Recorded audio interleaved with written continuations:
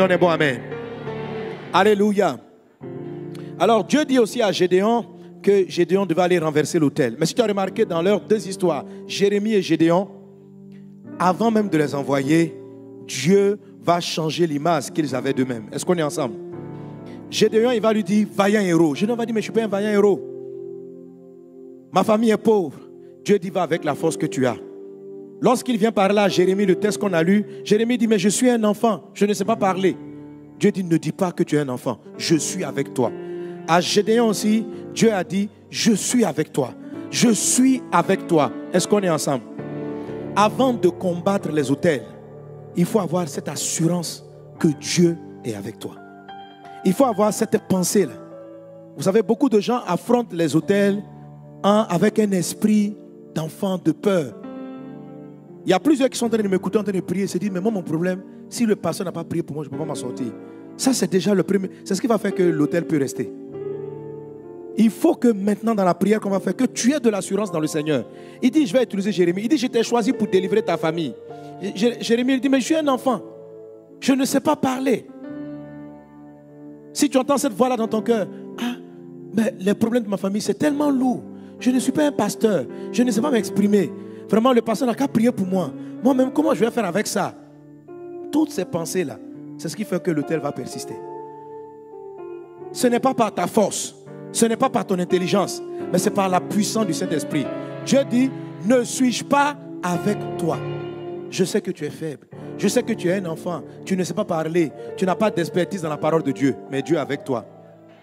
Et même ceux qui pensent qu'ils ont de l'expertise, il est préférable pour vous de ne pas compter sur vos années d'expérience, mais de vous appuyer sur la présence de Dieu.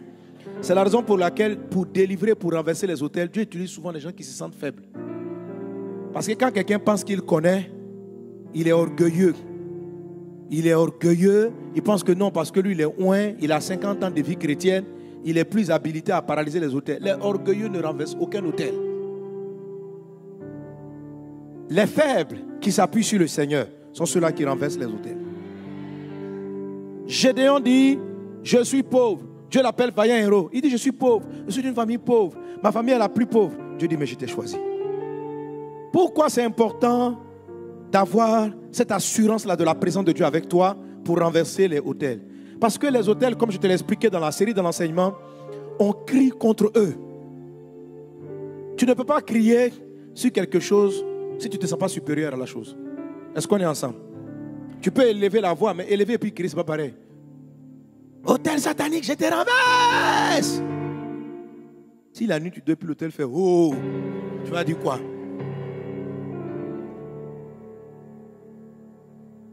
Si la nuit tu vas te coucher, tu fais un petit cauchemar, tu vas dire quoi?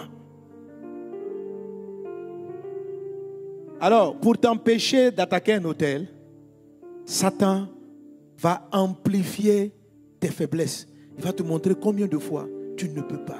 Combien de fois tu n'es pas équipé, que tu n'es pas dangereux, tu n'es pas une bonne femme de prière, tu n'es pas un bon frère de prière, tu as trop de faiblesses, tu es un enfant.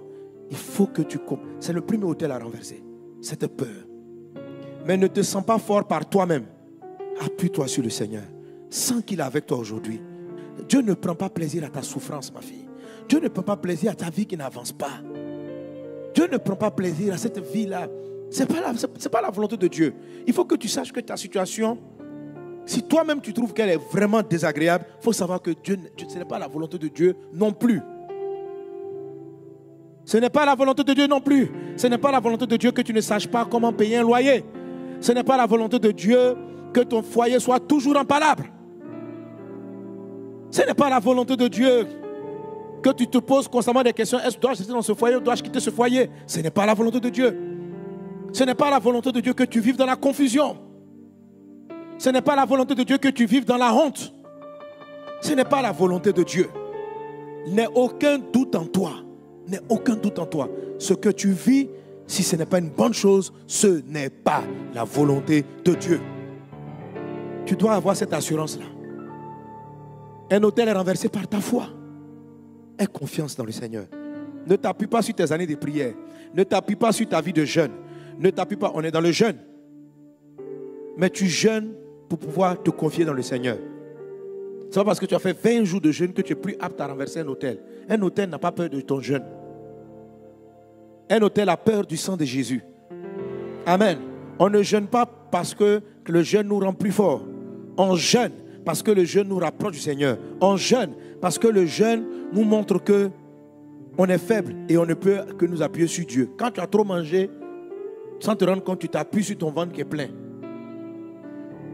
Et tu es confiant, tu dis non les gars, je suis en forme. Tu n'es pas en forme, c'est la force de la chair. Donc le jeûne, c'est pour donner plus de force à ton esprit. Alléluia. Mais ce n'est pas la privation qui effraie Satan.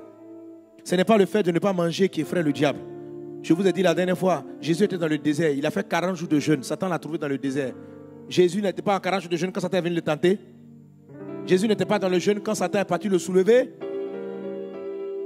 Jésus n'était pas dans le jeûne quand Satan l'a tenté 3 fois, l'a soulevé pour l'amener sur le haut du temple. Quand Satan a soulevé Jésus pour l'amener sur le temple, ce n'était pas sur le temple. Quand Satan a soulevé Jésus pour l'amener sur la montagne, tout ça Satan l'a fait. Mais Satan n'a pas vaincu Jésus. Jésus est supérieur. Jésus lui a écrasé la tête. Votre foi, il faut jeûner, il faut prier. Mais quand tu jeûnes et tu pries, c'est pour parler à Dieu. C'est pour écouter le Seigneur. C'est pour faire du calme en toi. C'est pour être sensible à la voix de Dieu et non pour te donner une musculation spirituelle qui va te permettre de mieux renverser le diable. Alors ceux qui mettent leur foi dans le jeûne, ils estiment que les autels vont renverser en fonction du nombre de jours qu'ils ont fait. Ceux-là, ils vont renverser aucun autel. Ils vont juste se blaguer. Se dire, moi les autels de ma famille là, vraiment, 2 jours de jeûne, ce n'est pas suffisant. Et la sorcellerie qui est chez moi là, non, parce que pas 2 jours, il me faut au moins 1 semaine. Ma fille, tu vas finir ta semaine de jeûne. Ça fait combien de semaines de jeûne tu fais? Tu vas finir, les sorciers vont tout le temps te poursuivre. Parce que tu jeûnes avec le mauvais esprit, tu jeûnes avec la mauvaise pensée. Ta pensée, tu crois que c'est ton jeûne qui te donne la victoire. Les jeûnes sont efficaces parce pas parce qu'on met la confiance dans le jeûne, mais parce qu'on prend le jeûne pour parler à Dieu, parce qu'on met sa confiance dans le Seigneur, pas dans le jeûne. Le jeûne ne délivre pas, mais c'est le Seigneur qui délivre. Le jeûne, c'est juste une atmosphère qu'on crée. On crée une disposition pour écouter la voix de Dieu, pour entendre sa parole, pour avoir son conseil. Parce que c'est quand tu dis au nom de Dieu, au nom de Jésus, auteur renverse qui se renverse. Donc quelquefois tu as besoin de jeûner pour entendre ce que Dieu va te dire de dire à l'autel. Est-ce qu'on est ensemble? Amen. Amen.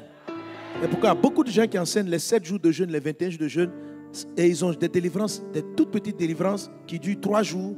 Après, les mêmes problèmes reviennent parce qu'ils n'abordent pas le sujet de la bonne manière. Ils n'ont pas la foi en Christ, mais ils ont la foi dans le jeûne. Ils n'ont pas la foi dans l'œuvre de Jésus à la croix, mais ils ont la foi dans leur piété et non dans l'œuvre de Christ. Bref, Jésus a dit, à chaque fois que les personnes voulaient renverser des autels, appuie-toi sur moi, je suis avec toi. Je suis avec toi. Alors tu vas élever la voix vers le Seigneur. Tu vas dire, Père, je mets ma confiance en toi. Ce n'est pas par ma force, ce n'est pas par mon intelligence. Hier, ce matin, tu m'as dit à la prière que tu m'as choisi. Oui, mon fils, oui, ma fille, oui, frère, oui, c'est toi que Dieu a choisi.